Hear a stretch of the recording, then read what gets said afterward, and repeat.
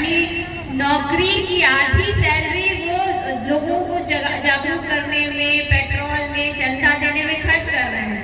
लेकिन जो बीच के लोग हैं वो सत्ता से पावर बार्गेन कर रहे हैं, मतलब कि हमको भी सत्ता में हिस्सेदारी मिल जाए, चाहे वो जो सरकार हो। अभी एक बच्चा यहाँ बैठा था झंडा लेके, और झंडे पे बाबा साहब बैठे हैं, लेकिन जिस कुर्सी पे बैठे हैं उस कुर्सी का रंग भगवा था। हमको बहुत देखना होगा कि कैसे कितनी बारीकी से जो है चीजों को बदला जा रहा है। रंग कितने खूबसूरत होते हैं, मतलब बिना रंगों की दुनिया कैसी होगी? ब्लैक एंड व्हाइट, तो बिना रंगों की दुनिया तो ब्लैक एंड व्हाइट होगी ना। लेकिन रंगों की राजनीति कितनी भयानक हो गई है।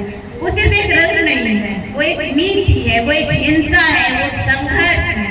तो हमको ये भी देखना होगा कि कैसे हमारे जो आइकन्स हैं उनके रंगों को बदला जा रहा है। जैसे भगत सिंह की पगड़ी कभी सफेद हुआ करती थी, आज पोस्टरों में आप देखेंगे तो भगवा मतलब नारंगी रंग होगा। तो हमको ये हम नहीं समझ पा रहे हैं, ये हम जो लोग नहीं समझ पा रहे हैं या जो लोग समझ रहे हैं वो अपनी जिम्मेदारी से भाग रहे हैं। तो मुझे लगता है कि महिलाओं की और इस देश में बदलाव महिलाएं करेंगी, इसमें कोई दो राय नहीं है।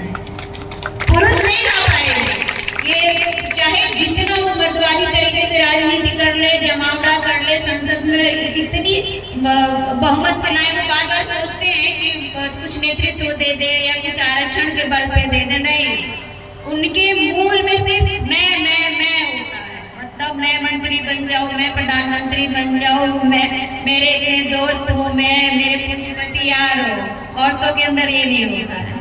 औरतें प्रकृति से प्यार करती हैं, परिवार से प्यार करती हैं, हर वो जगह से प्यार करती हैं जहाँ लगता है कि उनके लिए सम्मान है, क्योंकि उनको सम्मान मिलता नहीं।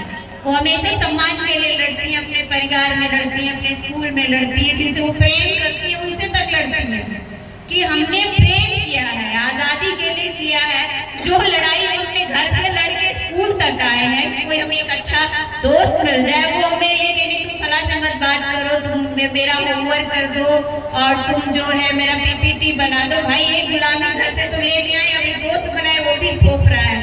तो औरतों के साथ तो बहुत सारी चीजें बदलने की जरूरत है और वो समझने की भी जरूरत है।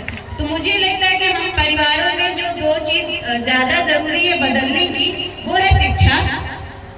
सभी जिनकी जैसी औकात है वो बेटा और बेटी में फर्क करके दोनों को इक्वल मतलब बराबरी का शिक्षा दें, न दहेज दें और न दहेज दें। मैं अपना अनुभव बताऊंगी। मैं बहुत गरीब परिवार से थी, हालांकि मेरे माँ बाप की स्थिति मतलब ऐसी बहुत नहीं बदली, लेकिन ठीक अब खाने का संकट नहीं है।